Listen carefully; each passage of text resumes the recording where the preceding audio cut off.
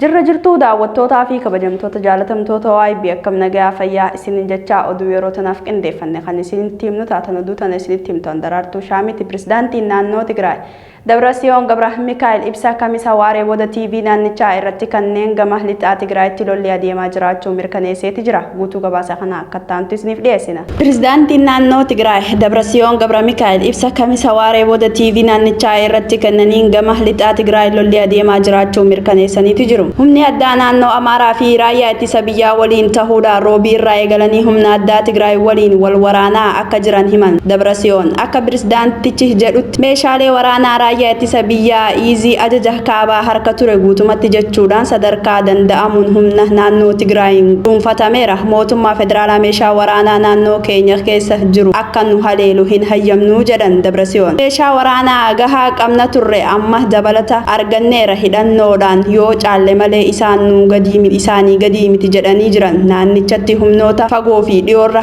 waraana irratti labsame barbadeessuudhaaf ga'umsa akka qabanii siman Dabrasiyoon. Lolli kun lola uummata Tigraay irratti Abiyyi Ahmad fi pirezidaantii Eertiraa Isaayyaas Afeworqiitiin baname jechuudhaan Eertiraa qooda keessaa qabaachuu siitiseera. Loltoonni raayyaa ittisa biyyaa Tigraay keessa turan keessaa muraasni hidhannoo isaanii waliin daangaa qaxxaamuranii gara Eertiraa akka seenanis dubbatan. Mootummaa isaan rakkoo uumeef karaa nagaan furmaata siyaasaa tooquuf qophiidha jechuudhaan dubbatan. Komishinii mirga namummaa Itoophiyaa tajaajila qunnamtii Tigraayiif deebi'uu qaba jechuudhaan dubbateeti jira. Guutuu gabaasa kana akka taantu isiniif dhiyeessina. Waldhabdee Tigraay komishinii mirga namummaa nageenya lammiilee nagaa akka eegamu gaafate. TPLF buufata waraanaa iizii ajaja kaabaa irratti haleellaa raawwate jechuudhaan muummee ministeeraa Itoophiyaa Dr. Abiyyi Ahmad humna waraanaa TPLF irratti tarkaanfii akka fudhatu ajajaniiru. Kana hordofee naannichatti to'annoo humna waraanaa jala kan galtu tahan labsii yeroo muddamaas naannicharratti labsameera. Qaamoleen lameen akka wal gaarreeffatanii jiran sababa kanaanis uummanni yaaddoo keessa galaniiru. Komishinii mirga namummaa Itoophiyaa haala nageenya naannoo Tigraay fi naannolee kana akka itti dhiyeenyaan hordofaa jiruu fi isa yaaddeessee himan komishiniin olaanaan komishinii Daaneel Baqqalaa humnoota nageenya federaalaa fi naannolee nagaa lammiilee nagaa fi mirga namummaa isaa yeroo hunda kabajamu akka mirkaneessuu qabu jedhaniiru. Gabaasa Amnesty International kabaja mirga namummaa Itoophiyaa keessaa isa yaaddeessuu hime dhaabbanni mirga namummaa falmu Amnesty International dhiittaa mirga namummaa akka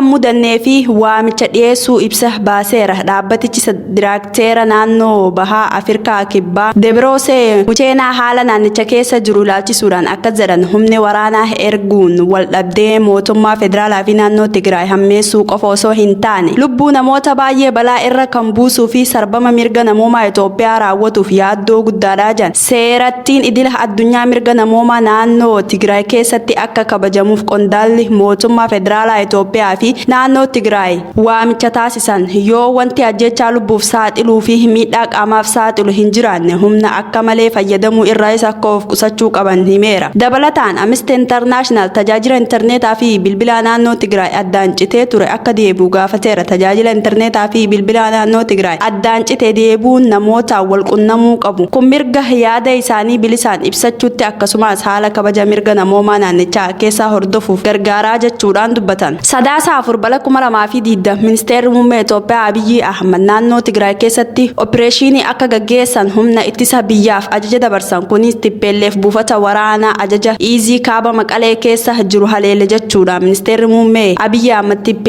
TPLF ji'ootaaf hokkara fi waraana kaasuuf dhaadachaa turte jechuunis dubbataniiru. Haleellaa ganama kana raawwataniin sararri diimaa dhuma amma dabrameera. Kanaaf mootummaa federaalaa tarkaanfii fudhachuudhaafis dirqameera jechuudhaan kaleessa ganama dubbatan. Naannoo Tigraay sochii geejjiba lafarraas ta'e qilleensarraas gara naannoo isaaniittis ta'e naannicha bahuuf taasifamuuf yeroof dhaabuu ibseera. Manni marii ministeerotaas kaleessa walgahii gaggeessuudhaan naannoo Tigraay labsii yeroo muddamaa ji'a 6 jala akka galtuuf murteessaniiru. Humna waraana tarkaanfii barbaachisu ta'ee bu'uura seeraa akka fudhattuuf isaaf eeyyama jedhamee tajaajila intarneetaa fi bilbilaas naannoo Tigraay keessatti adda citee ture. Hariiroon mootummaa federaalaatii fi naannoo Tigraay hammaachaa dhufuun ammoo sadarkaa yaaddeessaa waraana kanaa irra gaheeraa jedhan.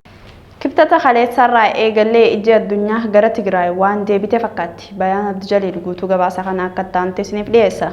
Ministeerri muummee Abiy Ahmed raayyaa ittisa biyyaa tarkaanfii waraanaa naannoo Tigraay irratti akka fudhatu ajaja dabarsuu isaanii hordofee aangoonni biyyoota adda addaa yaaddoo qaban ibsataa jiran. Kibxata Sadaasa 3 halkan humni addaa naannoo Tigraay buufata waraana raayyaa ittisaa achi jiru haleeluu isaatiin ministeera Abiy Ahmed tarkaanfii akka fudhatamu kan ajajan hoggaatu. Ministeerri haajaa alaa Ameerikaa Mike Pompeo TPLF raayyaa ittisa biyyaa Tigraay keessa buufatee haleeluu isaa daran nu yaaddeessaa jeeti jira.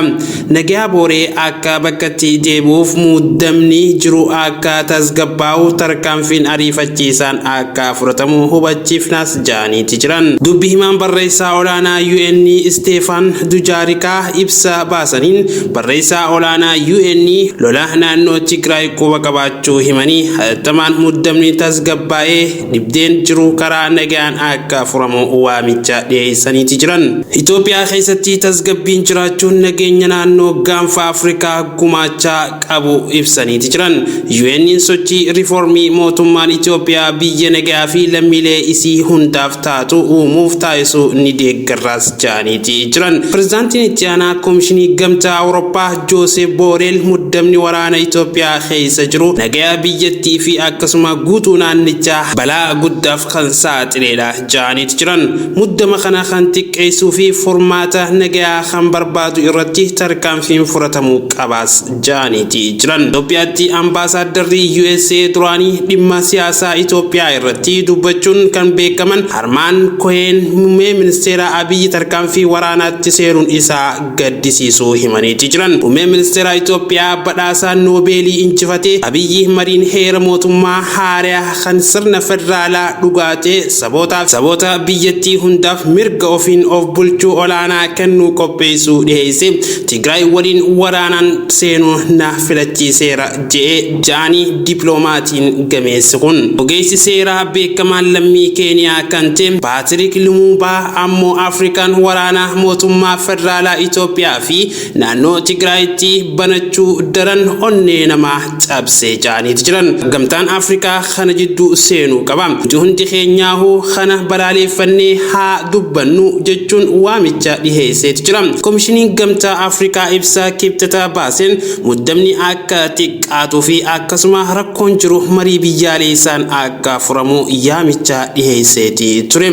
Manni marii Federeeshinii yaa'ii ariifachiisaa sanbata xiqqaa dhufoon kololeessa 28 bara 2013 akka taa'u beeksiseeti jira. Lalisaa sabaa guutuu gabaasa kana akka taantu isiniif dhiyeessa. Manni marii Federeeshinii yaa'ii ariifachiisaa sanbata xiqqaa dhufoon kololeessa 28 bara 2013 akka taa'u beeksise. Miseensonni mana mariichaa kololeessa 27 bara 2013 waajjira mana marii Federeeshiniitti argamuun akka gabaasan waamicha dhiyeessan. Haa ta'u malee ajandaan walgahii kanaa hin ibsamne garuu dhimmi lola Tigraay keessatti adeemfamaa jiruun wal qabachuu hin oolu jechuun taajjabdoonni siyaasaa tilmaama isaanii laachaa jiru. Godina Harargee Bahaa aanaa Kombolchaa iddoo qeerrensaa fi afran qalloo jaamtuun beekamu keessatti eega laga gabannaa qeerroo Oromootirraa labsame eegalee waraanni mootummaa naannoo san qubachuudhaan hawaasa dararaa akka jiru maddeen keenya bilbilaan OIB'tti himaniiti jira. Guutuu gabaasa kana akka taantu isiniif dhiyeessina. Godina Harargee Bahaa aanaa Kombolchaa iddoo afran qalloo qeerrensa jedhamtu keessatti erga lagannaa gabaa qeerroo Oromootiin labsame kaasee haalli waraanni gabroonfata Abiyyiin uummata naannoo sanii irratti deemaa jiru kan duraanii caalaa jabaatee itti fufee jechuudha. Namni nuti achirraa dubbisne OIB'tti himan. Akka namni nuti achirraa dubbisne kun OIB'tti himetti waraanni mootummaa seera maleessaan biyya bulchaa jiruun hoogganamu kun halkanii fi guyyaa aanaa Kombolchaa araddaalee garaagaraa keessa qubachuudhaan hawaasa irratti dhukaasa banuudhaan hawaasa Oromoo aanaa Kombolchaa reebaa jiraachuu dubbatan. Akkasumas ammallee guyyaa lamaan dura iddoo amma dhukaasamaatti jiru kanatti namoota hedduu ilmaan keessaniitu lagannaa gabaa hojiirra oolchaa jira jechuudhaan haadholee fi hanga daa'imaa osoo hin jedhin nama 10 takkaa ol fuudhanii hidhuu akka OIB'tti gabaasuun keenya ni yaadatama. Haa ta'u malee godina Harargee Bahaa aanaa Kombolchaatii fi aanaalee akka dirree xayyaaraa akkasumas aanaa jaarsoo qabsoo diddaa gabrummaa amma godhamaa jiru adda durummaan kan argamtu ta'uudhaan sodaa takkaan malee daa'imaa hanga manguddootti qabsoo godhaa jiraachuun isaanii ni beekama. Qabsoo godhaa jiraachuu isaanii kanaan mootummaan akka malee irratti xiyyeeffatee halkanii fi guyyaa basaasa itti godhee jiraattota naannoo kana ajjechaa fi hidhaa dararaa jiraachuu namoonni nuti achirraa dubbisne kun guyyaa guyyaatti nutti himaa jiran. Mootummaan gabroonfataan osoo if hin duuba hin deebisin murannoodhaaf akka qabsoo isaanii kan duraanii caalaa itti fufanillee dubbataniiti jira.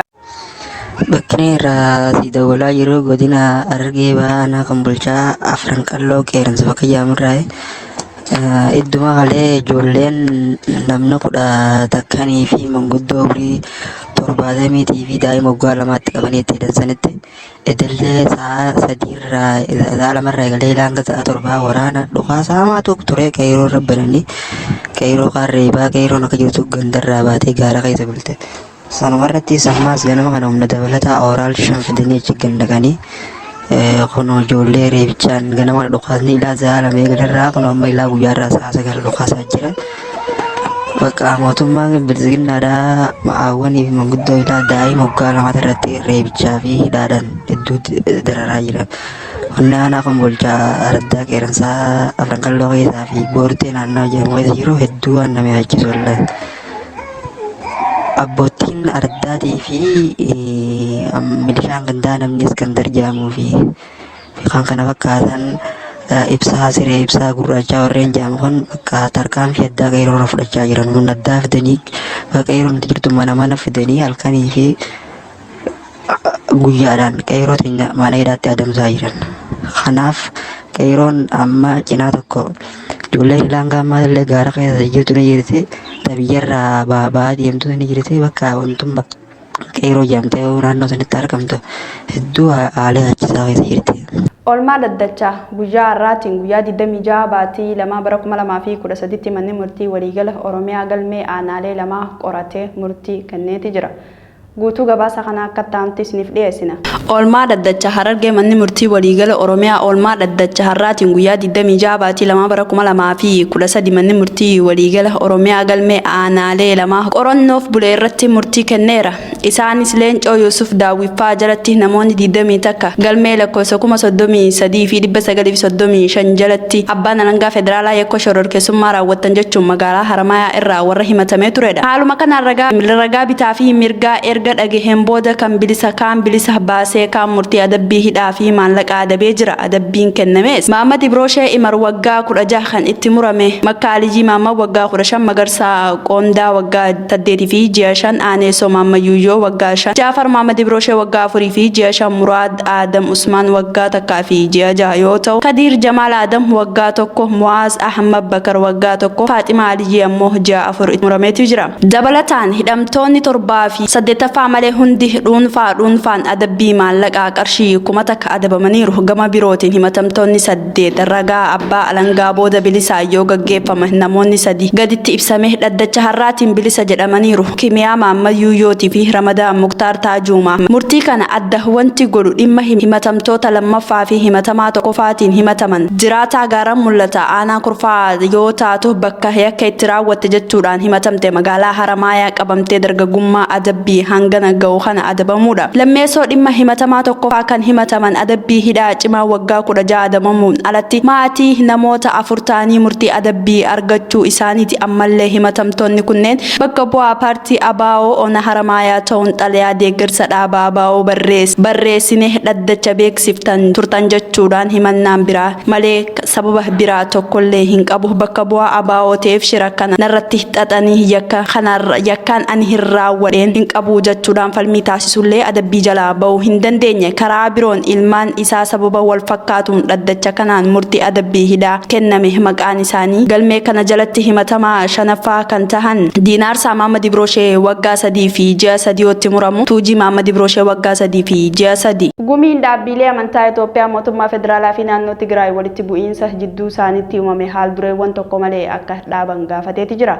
Guutuu gabaasa kana akka taa'amtu isiniif dhiyeessina. Gumiin dhaabbilee amantaa Itoophiyaa mootummaa federaalaa fi naannoo Tigraay walitti bu'iinsa jidduu isaaniitti uumame haal duree tokkoon malee akka dhaaban gaafate. Gumichi ibsa haala yeroo irratti baaseen wal dhabdee fi muddamni mootummaa federaalaa fi naannoo Tigraay jidduutti uumameen cimee gara wal waraansaatti ce'uusaatiin baay'ee gaddineeraa jedhan. Kana malees kanaan dura haalli gara sadarkaa amma irra ga'ee akka hin guddanneef yaalii qaamolee lamaan walitti fiduu mariisisuuf taasifne nuuf milkaa'uu dhabuusaatti gaddineeraa jedhan gumichi. Waraana uummata isaa balleessaa fi barbadeessuudhaan filmaata badaa kana kisaaraa diinagdee fi naannolee olaanaa qaqqabsiisuu ta'us yaadachiisuu barbaannaa jedhan. Kanaafuu qaamni hundi nageenyaaf tasgabbii lammiilee biyyattiif yaadu gahee isaa akka bahatuufis waamicha taasisneeraa jedhan. Waliigalteen abbootii amantaa jidduutti tolfame jedhame gama biraatiin immoo garaagarummaa yaadaa uumeeti jira. Guutuu gabaasa kanaa Muhammad Abdusalaam akka ta'antu isiniif dhiyeessa. Waliigalteen abboota amantaa jidduutti tolfame jedhame gama biraatiin ammoo garaagarummaa yaadaa uume. Waldhibdeen abboota amantaa mana lubummaa waliigalaa Ortodoksii fi koree qindeessituu mana lubummaa naannoo Oromiyaa jidduu ture araaraan waan furameef lubummaan abbootii amantaa ugguramee ture akka irraa ka'uu fi mana lubummaa waliigalaa Ortodoksii keessatti hojiin kennamee fi akka hojjetan qulqulluu Sinoodosiin Bataskaana Ortodoksii Tawaahidoo Itoophiyaa murteessee jira. Waliigaltee fi araarri jedhame kun ammoo gama biraatiin hogganoota koree qindeessituu mana lubummaa naannoo Oromiyaa jidduutti garaagarummaa yaadaa uumee jira. Talagaa daawwattootaa fi kabajamtoota keenya oduu narraaf qabannees nif dhaanne asumarratti hangoo labamta hangoo dubiraatiin walitti deebinti nagaan nuuf tura.